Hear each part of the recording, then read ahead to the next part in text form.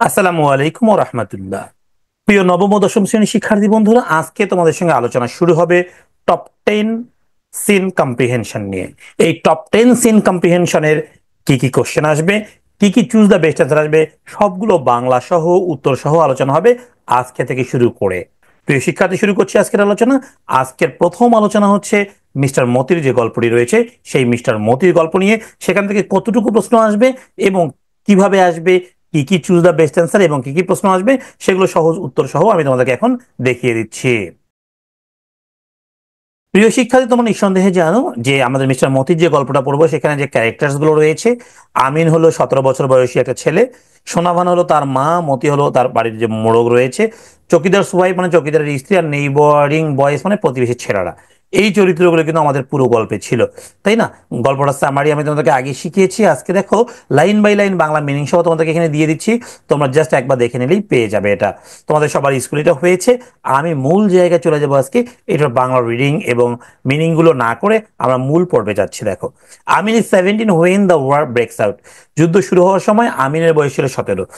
On Monday, one Monday মানে এক সোমবারে, আফটার সাপার রাতের খাবারের পরে, হি অ্যানাউন্স, সে ঘোষণা দিয়েছিল he will go to war, সে যুদ্ধে যাবে। সো তোমরা সবাই কিন্তু এই গল্পটা জানো।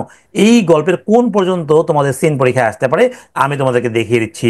এই যে এই পর্যন্ত দেখো কোনটা, he has reached the height of his dead father, has his long neck and straight shoulders. এ পর্যন্ত পড়ে আমাদের পরীক্ষায় আসতে পারে। তাহলে এই পর্যন্ত পড়বো, এইখান থেকে যদি পরীক্ষায় আমাদের সিন কম্প্রিহেনশন দেয় তাহলে মনে রাখতে হবে এখান থেকেই প্রশ্ন হবে। গোটা বই থেকে কিন্তু বা গোটা প্যাসেজ থেকে কিন্তু প্রশ্ন হবে না। আর মনে রাখবে মিস্টার মতির যে গল্পটা রয়েছে, এই মিস্টার মতির গল্পের পুরোটা কিন্তু এখানে কখনোই কমন আসার চান্স নেই। সো যে অংশটুকু আসতে পারে সে অংশটুকু আমি আজকে তোমাদেরকে দিয়ে দিচ্ছি। আমার টপ 10 এর মধ্যে টপ 1 আলোচনা হচ্ছে আজকে। প্রথমে দেখো, choose the best answer from the alternatives. প্রিয় শিক্ষার্থী, এই নোটস গুলো তোমরা যদি কালেক্ট করতে চাও, পুরোটা একদম পুরো ফার্স্ট পেপার এবং second paper line by line Bangla meaning সহ তোমাদের জন্য আমি সাজিয়েছি। সেই সঙ্গে ওকে, সেকেন্ড পেপারে যে গ্রামার রুলস গুলো রয়েছে অনেক ইজি করে দিয়েছি তোমাদের জন্য। এবং তোমরা হচ্ছে ভিডিও রেকর্ডেড ক্লাসগুলো আমার কাছ থেকে কালেক্ট করতে পারবে, যেগুলো আমি আমার পেইড ব্যাচে পড়িয়ে থাকি। এগুলো কালেক্ট করতে চাইলে তোমরা স্ক্রিনে দেখো নাম্বারে যোগাযোগ করতে পারো। প্রিয় শিক্ষার্থী, তোমরা যারা নবম ও দশম শ্রেণীতে বর্তমান রয়েছে, তোমরা যদি সেরাদের সেরা হতে চাও তাহলে অবশ্যই এই ভিডিওটি তোমার জন্য। তোমরা যারা এসএসসি 26 বা 27 সালে দিবে, তোমাদের অর্ধবার্ষিক ও বার্ষিক পরীক্ষার প্রস্তুতি সহ চূড়ান্ত প্রস্তুতি কোর্স চালু করেছি আমি একসঙ্গে। এই কোর্সে নিশ্চিত করা হবে তোমার 90% প্লাস মার্কস, যা নিশ্চিত করতে প্রয়োজন হবে হ্যান্ড নোটস, যেগুলো আমি প্রদান করব। সঠিক ও সহজ গ্রামার রুলস, যেখানে পাবে প্রতিটি এক্সারসাইজ বা উদাহরণের বাংলা অনুবাদ সহ ব্যাখ্যা। সব গ্রামার অংশের ভিডিও ক্লাস 2025-এর কারিকুলাম ও মানবন্টন অনুসারে থাকবে ভিডিও ক্লাস এবং সাপ্তাহিক সমস্যা সমাধান ক্লাস, যেটি হবে লাইভ। এই কোর্সের মেয়াদ 31 ডিসেম্বর 2025 পর্যন্ত। কোর্সটি কিনতে বা বিস্তারিত জানতে কল করো নিচের নাম্বারে, হোয়াটসঅ্যাপ বা সরাসরি। প্রিয় শিক্ষার্থী, প্রথমে আমরা দেখবো চুজ দ্য বেস্ট অ্যান্সার। মনে রাখবা, চুজ দ্য বেস্ট অ্যান্সার মানে 9, 10 কিন্তু সবচেয়ে বেশি সিনোনিম এবং অ্যান্টোনিম থেকে কোশ্চেন হবে। সো আমরা এখান থেকে সিনোনিম এবং অ্যান্টোনিম থেকে যেহেতু প্রশ্ন বেশি হবে সেটা বোঝার চেষ্টা করবো। আগে দেখো, choose the best answer from the alternatives. The word six can be replaced by. তবে এটার মানে কি, ইংরেজি মানেগুলো আমাদের এই বাংলা দিয়েছি আমি তোমাদের জাস্ট বোঝার জন্য। হ্যাঁ, হুইসপার্স মানে ভিসপিস করে বলা, ক্রাইস মানে চিৎকার করে কাদা, তাহলে এটা হলো শ্রিক্স। ক্রাইস মানে চিৎকার করে কাদা। ওকে, সো এইটার মিনিং এবং এইটার মিনিং কিন্তু সেম। এবার বি নম্বর কোশ্চেন দেখবো। এ হয়ে গেল আমাদের। এবার দেখো B, the word puffy means. Puffy মানে কি বলো দেখি? ফোলা। হ্যাঁ, হ্যাঁ, সোয়ালেন। ওকে, সো এটা মানে কিন্তু হয়ে গেল, বাকিগুলো তোমরা একটু দেখে নিবে। এবার সি নম্বর প্রশ্নের উত্তর দেখবো আমরা হচ্ছে দ্য ফ্রেজ হাটবার। হাটবার মানে কি আমরা সবাই জানি মার্কেট ডে, কি হবে? হাটের দিন বা বাজারের দিন। এবার সি নাম্বারের পরে ডি নাম্বার দেখবো একটু। The word gobble means. হ্যাঁ, গোবল মানে কি ছিল বলো দেখি? গোবল মানে হচ্ছিল তাড়াতাড়ি করে খাওয়া। গোবল মানে কি? তাড়াতাড়ি করে খাওয়া। So eat quickly, eat quickly. E number দেখো, which item was not included in the basket Amin took to bazaar. বলা হচ্ছে নিচের কোনটি আমিন তার বাস্কেটে দেয়নি? ডিম, এরিকা নাটস, ম্যাঙ্গোস, আ বোটল গার্ড। তাই না? আমরা জানি ম্যাঙ্গোর কোনো গল্প কিন্তু এই গল্পে ছিল না।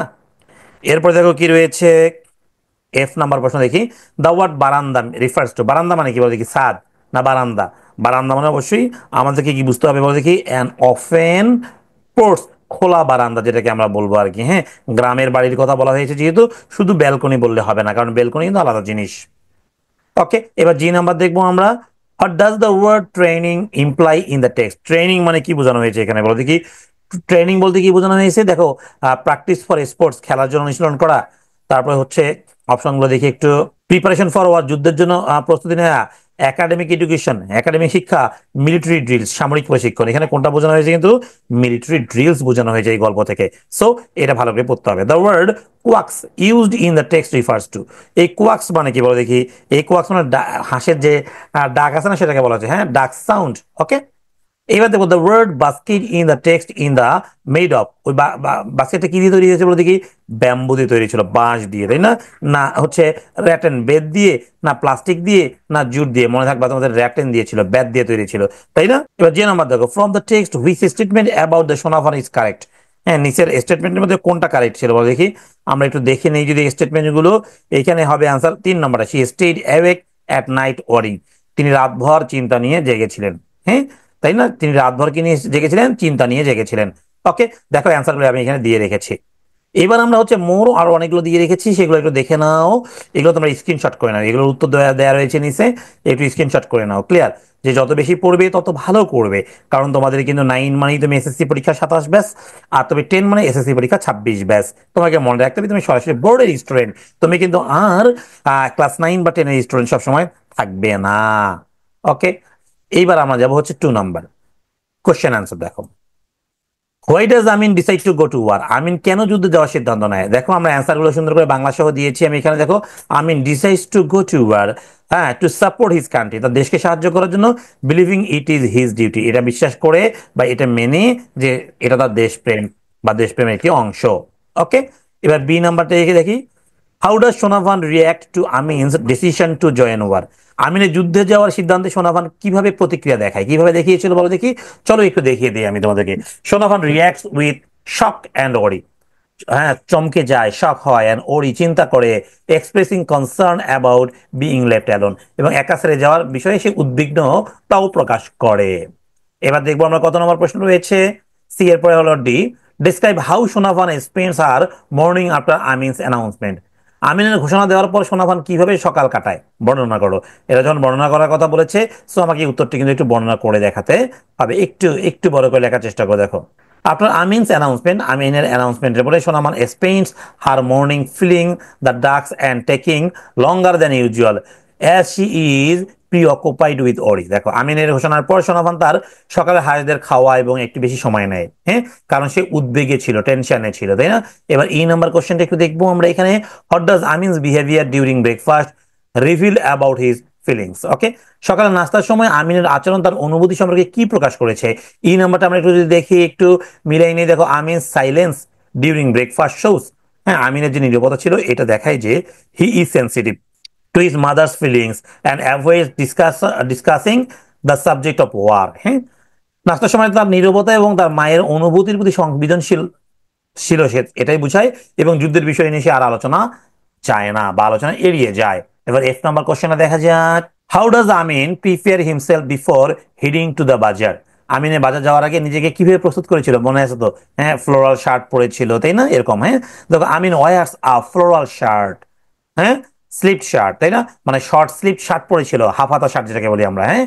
কমস হিজ হেয়ার, তার চুলকে চিরুনি করেছিল। প্লেসেস দ্য র্যাটেন বাস্কেট, দেখো র্যাটেন বাস্কেট মানে বেতের বাস্কেট, অন হিজ হেড, তার মাথায় নিয়েছিল, and whistles before heading to the bazaar, এবং শীষ দিচ্ছিল বাজার যাওয়ার পূর্বে, তাই না? সিটি দিচ্ছিল। এবার জি নাম্বার কোশ্চেনটা একটু দেখে নেওয়া যাক।